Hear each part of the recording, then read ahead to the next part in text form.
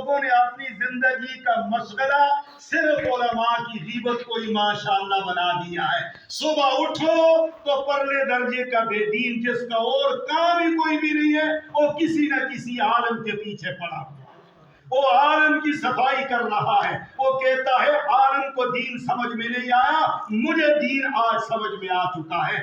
یہ کیا ہے؟ ان پڑھ ہیں مدرسوں میں بیٹھے ہوئے، اصل دین ہم آگے ہیں سمجھنے والے.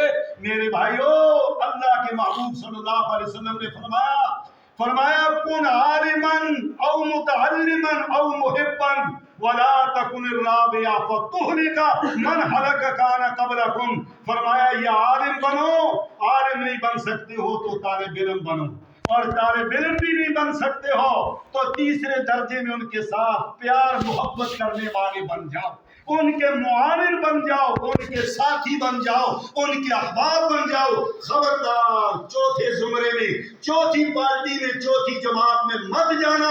اگر چوتھی جماعت میں، چوتھے گروپ میں اگر تم چلے گئے ہو تو جس طرح نبیوں کی مخالفت کرنے والوں کو اللہ نے تباہ اور برباد کر کے رکھا ہے، اسی طرح علماء حق کی بھی مخالفت کرنے والوں کو اللہ تباہ اور برباد کر کے رکھے.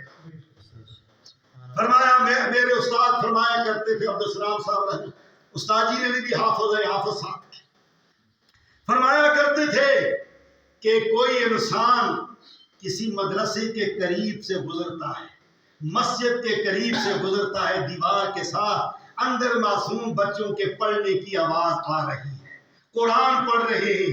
ہمارے استاد فرماتے جو شخص راستے پہ چلتا ہوا کسی مدرسے کی دیوار سے گزرا، قرآن کی آواز سنی، تھوڑا سا کھڑا ہو گیا، رک گیا، کہنے لگا اللہ یہ کتنا عظیم مدرسہ ہے جہاں بچے پڑھ رہے ہیں. فرمایا قیامت والے دن اس شخص کو بھی اللہ ان قرآن پڑھنے والوں کی جماعت میں اللہ اٹھائے کہ کم از کم تم میرے قرآن پڑھنے والوں کے ساتھ محبت اور پیار کا ایک بول کے آگے چلے گیا، پیار اور محبت کا ایک کلمہ بول کے آگے چلے گیا ہے. میں اللہ اتنی بڑی غیور اور اتنی بڑی عزت والی ذات ہوں کہ قیامت والے دن انہی کی جماعت میں اللہ تمہیں کھڑا کرے. اللہ کے کتنے بڑے بڑے انعامات ہیں ہمارے اوپر. میرے بھائیوں، مجھے اور آپ کو اللہ پاک نے بینائی عطا فرمائی، اللہ نے نظر عطا فرمائی. کیا یہ نظر کا ہونا، یہ بینائی کا ہونا، یہ دیکھنا، یہ اللہ پاک کی تھوڑی نعمت ہے؟ اللہ پاک کی کتنی بڑی نعمت ہے، یہ اتنی بڑی نعمت ہے. رحمت کائنات صلی اللہ علیہ وسلم نے ارشاد مبارک فرمایا، مشکات شریف کے اندر روایت ہے، جس انسان سے اللہ دنیا میں دو بڑی نعمتیں لے لے اور ان پر وہ صبر کا ثبوت دے، واویلا نہ کرے، اللہ کی ذات پر اٹیک نہ کرے، اعتراض نہ کرے کہ اللہ کو میرے بغیر اور کوئی بھی نہیں ملا تھا، میری نظریں لے کر چلے گیا. فرمایا جو اللہ کی اس طلب کی ہوئی نعمت پہ صبر کرتا ہے، واویلا نہیں کرتا، اللہ کی ذات پہ شکوہ نہیں کرتا، ماں سوائے جنت کے قیامت والے دن اللہ اس کو اور کوئی بھی نہیں سنا دے گا. اس کا ٹھکانہ جنت ہے جس نے ان نعمتوں کے جانے کے بعد صبر کر لیا ہے کہ اللہ دینے والا بھی تو تھا اور دینے والا بھی تو ہے. تو میرے بھائیوں، نظر اللہ کی کتنی بڑی نعمت ہے. اگر ہماری بینائی نہ ہوتی تو ہم اندھے ہوتے. اب مجھے اللہ پاک نے قوت گویائی عطا فرمائی. مجھ سے پہلے جناب حافظ صاحب نے باتیں کی ہیں. اگر اللہ پاک ہمیں زبان نہ دیتا تو ہم کیا ہوتے ماسٹر جی؟ گونگے ہوتے. تو گونگا بندہ گل کر سکتا. یہ اللہ پاک کی کتنی بڑی نعمت ہے. اللہ نے ہمیں سماعت دی، اگر سماعت نہ ہوتی تو ہم بہرے ہوتے. اللہ نے ہمیں صحت دی، اگر صحت نہ ہوتی تو ہم بیمار ہوتے. اللہ نے ہمیں کھانا دیا، کھانا نہ ہوتا تو ہم بھوکے ہوتے. اللہ نے ہمیں پانی دیا، پانی نہ ہوتا تو ہم پیاسے ہوتے. اللہ نے ہمیں اولاد دی، اولاد نہ ہوتی تو لا ولد ہوتے. اللہ نے ہمیں بیوی عطا کی، اگر بیوی نہ ہوتے تو اجڑے ہوئے گھروں کی طرح نظر آتے. اللہ نے ہمیں مال دیا، اگر مال نہ ہوتا تو کنگال ہوتے. اللہ نے ہمیں عزت دی، اگر عزت نہ ہوتی تو ہم معاشرے میں ذلیل ہوتے پھرتے. یہ میرے رب کا تھوڑا کرم ہے، یہ اس اللہ کا تھوڑا انعام ہے. میرے بھائیوں، نعمت کی قدر اس وقت پتہ چلتا ہے جب اللہ اس بندے سے اپنی نعمت کو چھین لیتے ہیں۔ حضرت قبلہ تھانوی رحمہ اللہ تعالیٰ علیہ اپنی ایک کتاب مبارک کے اندر ایک بزرگوں کا حوالہ نقل کرتے ہیں، فرماتے ہیں ان بزرگوں کا حوالہ، اور یاد رکھو جو صحیح اپنے اکابر ہیں، بزرگ ہیں، ان کا ادب اور احترام بھی کیا کرو۔ ہمیں یہ سارا دین واسطے سے ملا ہے، بغیر واسطے کے ہمیں یہ دین نہیں ملا۔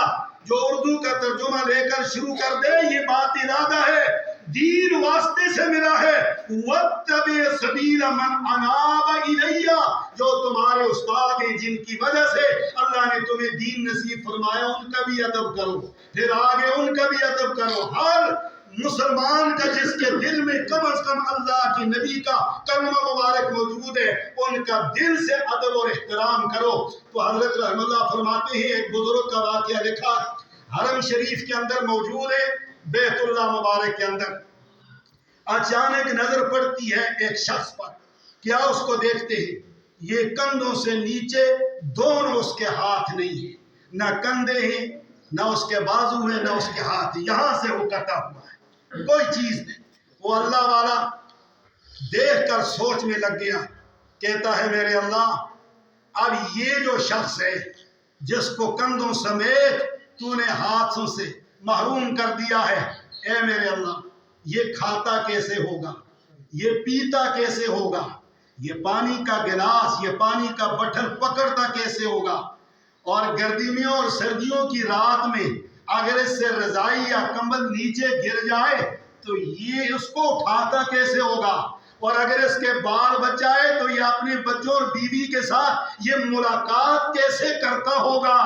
یہی باتیں سوچ رہا تھا کہ اس نوجوان اس معذور کے پاس جب گیا، عربی جاننے والا تھا وہ نوجوان، اس سے جب پوچھنے لگے تو اس نے کہا بزرگوں باتیں مجھ سے پوچھنے کی کوئی ضرورت نہیں، حسبی اللہ و نعم الوکیل، مجھے میرا رب کافی ہے اور میرا رب بے نیاز ہے۔ شکر ہے جس رب نے مجھ سے ہاتھ لیے ہیں، بازو لیے ہیں، اور کسی مہلک بیماری میں اللہ پاک نے مجھے مبتلا نہیں کر دیا۔ فرمایا یہ تیرے ساتھ ہو کیا گیا ہے؟ اس بات کا جواب وہ نوجوان دیتا ہے، میں اپنی عادت اور فطرت کے مطابق اللہ کی قرآن کی آیت پڑھنے کے بعد اپنی بات ختم کرتا ہوں۔ جب دوسرا سوال اس بزرگ نے اس معذور نوجوان سے کیا تو جواب میں کہنے لگا، اے اللہ والے تجھے میرا غم لگ گیا، میری فکر لگ گئی۔ کیا کہتا ہے؟ قُلْ لَن يُصِيبَنَا إِلَّا مَا كَتَبَ اللَّهُ لَنَا هُوَ مَوْلَانَا وَعَلَى اللَّهِ فَلْيَتَوَكَّلِ الْمُؤْمِنُونَ۔ تم کیوں گھبرا گئے ہو؟ مجھے دیکھ کر کیوں پریشان ہو گئے ہو؟ میرا ایمان ہے، میرا عقیدہ ہے، جو چیز میرے رب نے میری مقدر میں لکھ لی ہے وہ مجھے ہر حال میں دیکھنی پڑے گی۔ آگے چلتے وہ نوجوان کہنے لگا، قال انما اشکو بثی وحزنی الی اللہ وَأَعْلَمُ مَا لَا تَعْلَمُونَ۔ ہماری فریادیں بھی ہمارا رب جانتا ہے، ہمارا رونا دھونا بھی ہمارا رب جانتا ہے۔ جس قرب کے اندر، جس مصیبت کے اندر میں مبتلا ہوں میرا رب جانتا ہے۔ شکر ہے اللہ نے مجھے کوئی مہلک گندی بیماری تو نہیں لگائی، اگر بازو لے لے تو میں تب بھی اس پہ اللہ کا شکر گزار بندہ ہوں۔ تو میرے بھائیوں ہم اپنے اللہ کی کن کن نعمتوں کا شکر ادا کریں۔ میرے چاچے کے لڑکے ہمارے بھائی ہیں بڑے، انگلینڈ میں ہوتے ہیں، برطانیہ۔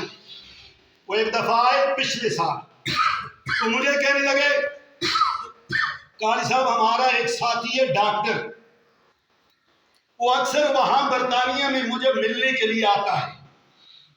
تو ایک دفعہ مجھے پہلے اس کی حالت کا پتہ نہیں تھا، نہ ایسا کوئی واقعہ پہلے پیش آیا تھا۔ میں نے ان کا اکرام کیا، مہمان تھا۔ جو کوئی مقدر میں تھا اس کو کھلایا پلایا، بہت بڑا ڈاکٹر ہے۔ تو میں نے ان سے کہا حضرت تھوڑا سا آرام کر لے، دوپہر کا وقت ہے، کیلولے کا۔ تو مجھے کہنے لگا قاری صاحب ایسا کریں، یہ جو دیوار ہے اس دیوار کے ساتھ مجھے تکیہ رکھ کر دے دیں اور میں تھوڑا سا آرام کرتا۔ تو میں نے کہا جناب نیچے چارپائی ہے، اس پہ آپ کیوں نہیں سوتے؟ تو ڈاکٹر صاحب منشوشہ کہنے لگا کہ قاری صاحب اس سے پہلے شاید آپ کو میرے حالات کا علم نہیں ہوا، نہ میں آپ سے کوئی اس قسم کی بات کر سکا، میں لمبا ہو کے چارپائی پہ نہیں سو سکتا۔ اس کی وجہ اس لیے میں لمبا ہو کے چارپائی پہ نہیں سو سکتا کہ رب العالمین نے اپنی قدرت کاملہ کے ساتھ ہمارے کھانے کا اللہ نے ایک چیز اللہ کریم نے ایسی بنائی ہے ہمارے کھانے کی، یہ جو نالی ہے جس میں خوراک جاتی ہے، یہ رب العالمین کا نظام ہے کہ جب انسان کھانا کھاتا ہے تو اللہ نے اپنی قدرت کے ساتھ اس خوراک کی نالی میں ایک وال لگایا ہے، اور جب یہ انسان لقمہ اوپر سے ڈالتا ہے تو وال جو ہے اس کو اللہ وسیع کر دیتا ہے، وہ وال اس طرح کھل جاتا ہے، اور جس وقت یہ کھانا کھا کر لیٹتا ہے یا چلتا ہے تو اللہ اپنی قدرت کے ساتھ ڈائریکٹ اس وال کو پھر اللہ بند کر دیتا ہے، وہ اندر کا کھایا ہوا باہر نہیں آتا۔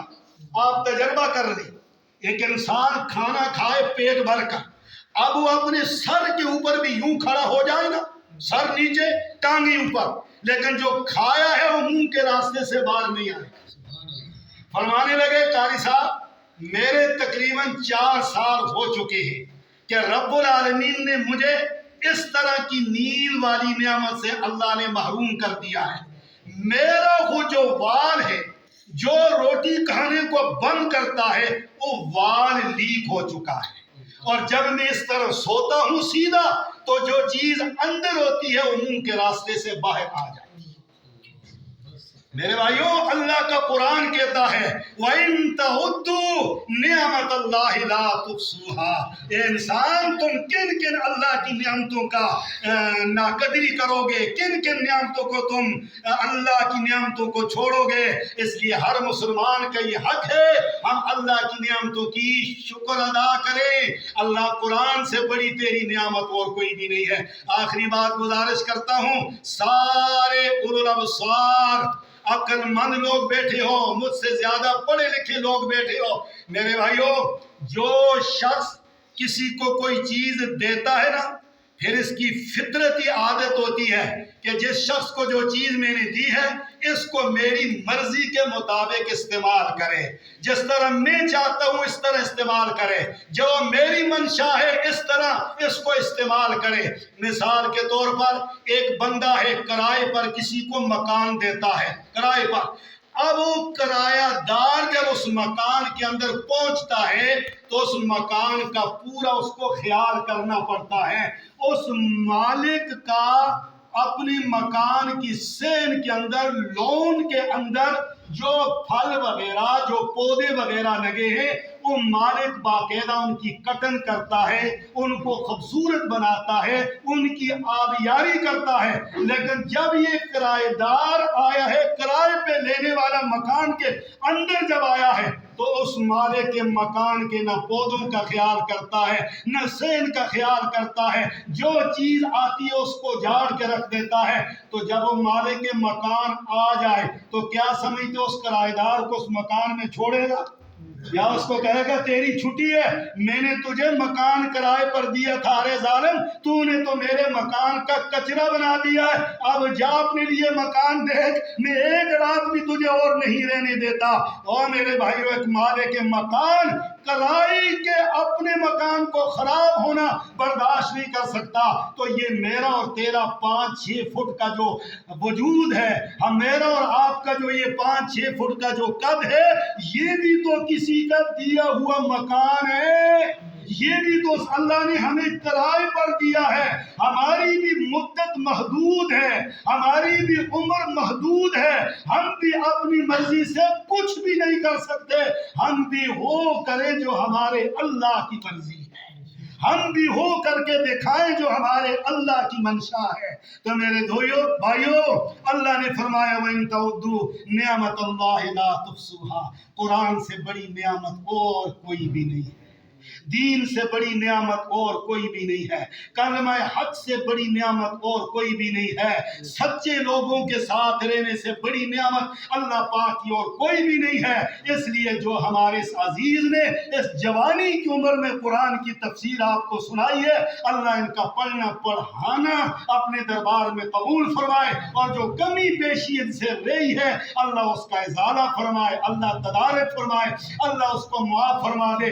اب یہ آگے بعد والا جو آنے والا جو کام ہے, ہمارے استاد رحم اللہ فرمایا کرتے تھے 2 جلسے انہوں نے کہا نکا جلسہ تے ایک بڑا یہ اور نکا جلسہ سا کیتے استعمال پتہ ہے تو سنے ٹیڑا میں مروڑ پہ ہی پہنی ہے. تو بڑے جلسے نے انتظام بھی قبلہ شاہ صاحب دامت برکاتم العالیہ نہ کیتا پہ ہے. تو یہ بھی ایسے لوگ آنے جی چلو کبھی سید دعوت نہ بھی کرن تے خوردہ سمجھ کے سیوی بھی پہ ہوئے. تو ماشاءاللہ جو کوئی مقدر میں ہوگا وہ بھی انشاءاللہ ملے گا. اور اسی کے بارے میں رب قرآن میں کہتا ہے قل بفضل اللہ وبرحمتہ فبذلک فلیفرحوا هو خیر مما یجمعون. یہ اللہ کا ایسا فضل ہے, اللہ کا ایسی رحمت ہے, اللہ کا ایسا کرم ہے, اس پہ جتنی بھی ہم خوشی کریں شریعت کے دائرے کے اندر تو یہ سب الحمدللہ جائز ہے. علماء کرام بیٹھے ہیں اس خوشی کے اندر الحمدللہ. سیدہ کھانے نے انتظام بھی کیتے مسجد کے آداب کو سامنے رکھتے ہوئے سارے حضرات انشاءاللہ جن کی دعوت ہے جو کچھ میں نے کہا ہے اللہ پاک ہمارے ٹوٹے پھوٹے عمل کو اپنے دربار میں قبول فرما دے. یہ منصور شاہ میرا ناشتہ ہوگی تو پتر تقریر بات کے در سنا سے. واخر دعوانا